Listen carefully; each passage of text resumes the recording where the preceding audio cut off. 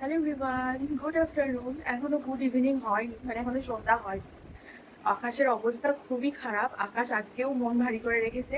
আজকেও মনে হচ্ছে আকাশের সাথে মেঘের ঝগড়া হয়েছে, বৃষ্টি হবে। প্রত্যেকদিন সন্ধ্যাবেলা এই একই কাণ্ড হচ্ছে। ঝড় বৃষ্টি হচ্ছে আর কারেন্ট থাকছে না, আর আমরা আমাদের কাজ করতে পারছি না। মা এখানে ড্রেস করছিল, এগুলো হয়ে গেছে। এটা একটা তোমাদেরকে বললাম যে 14 নম্বর গোপালের ড্রেস বানাচ্ছে আর কি।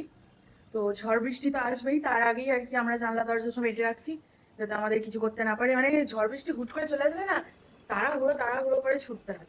যাই হোক, আমার সোনা আসেনি আসেনি, এখনো আসেনি। হ্যাঁ আসছে, রাস্তায় আছে। এখানে দেখো আমার গপু ঘুমোচ্ছে।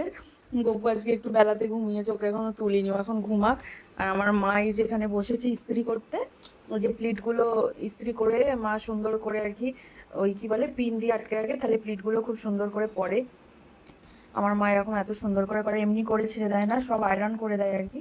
এই জামাটা কি সুন্দর লাগছে দেখো। এটা একটা 14 নম্বর গোপালের জামা। আর ওখানেও একটা রয়েছে এই যে। আর এখানে আমাদের জিনিসপত্র রয়েছে, এগুলো দেখানো যাবে না গাইস। আর এই যে এখানে মা জামাটা করছে। ওয়েদারটা এতটাই খারাপ, তোমাদেরকে দেখাচ্ছি, পুরো অন্ধকার হয়ে এসছে। এখন বাজে সবে 5টা। এখন কিন্তু 6টায় সন্ধ্যা হয়, কিন্তু আজকে সবে 5টা বাজে, এখনই সন্ধ্যা সন্ধ্যা হয়ে এসছে দেখো। আর এত বৃষ্টি হয়েছে, এই ডোবা করেছে আমার বাপি, কেন যেটাকে করেছে আমি নিজেও জানি না। পুরো ভর্তি হয়ে গেছে, একদম নোংরা হয়ে গেছে, এর জন্য বাড়িতে মশা বেশি হচ্ছে।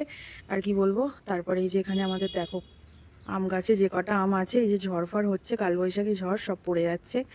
আম ডাল খাচ্ছি, টক খাচ্ছি, এইসব খাচ্ছি। পাকা আম আর খেতে হবে না, আমি যদিও বা খাই না পাকা আম, একটু ভাল লাগে না আমার খেতে। হিমসাগর হলে ওই একটা খেলাম, ওইটুকুই যা, পুরো সিজনে একটা, হ্যাঁ এরকম ব্যাপার। আমি আম অতটা পছন্দ করি না। আমার মা তো আম খাওয়ার পোকা। আমার মা আম খেতে খুবই ভালোবাসে। আমি ভাবছি কি যে ওপরে যাই, ওপরে গিয়ে সন্ধ্যাটা দিয়ে নিই। তাহলে ঝড় ওঠার আগে সন্ধ্যাটা দিয়ে নেওয়াই ভালো। যেহেতু অন্ধকার অন্ধকার হয়ে গেছে, আমাকেই যখন দিতে হবে, তখন কাজ এগিয়ে রাখাই ভালো। কি বলো তোমরা? চলো মা কাজ করুক, আমি উপরে যাচ্ছি তাহলে, সন্ধ্যাটা দিয়ে আসি। আর আমি একটুখানি বসেছিলাম আর কি অর্ডারগুলো নিয়ে। মানে আমার কাছে যখন যা অর্ডার ঢোকে আর কি, আমি সেগুলো টাইম করে আমার ডায়েরিতে নোট ডাউন করে রাখি। তা না হলে কি হবে, আমি ভুলে যাব।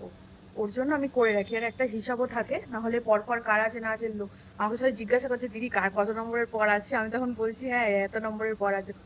এরকমটা নাহলে আমি বলতে পারবো না, ফোনেতেই যদি সব থাকে পুরো মানে জগা খিচুড়ি পাকিয়ে যাবে। ওর জন্য আর কি আমি আলাদা আলাদা করে লিখে রাখি সব, এটা আমার সুবিধা হয়। তো চলো উপরে যাই, সন্ধ্যাটা দিয়ে নিই।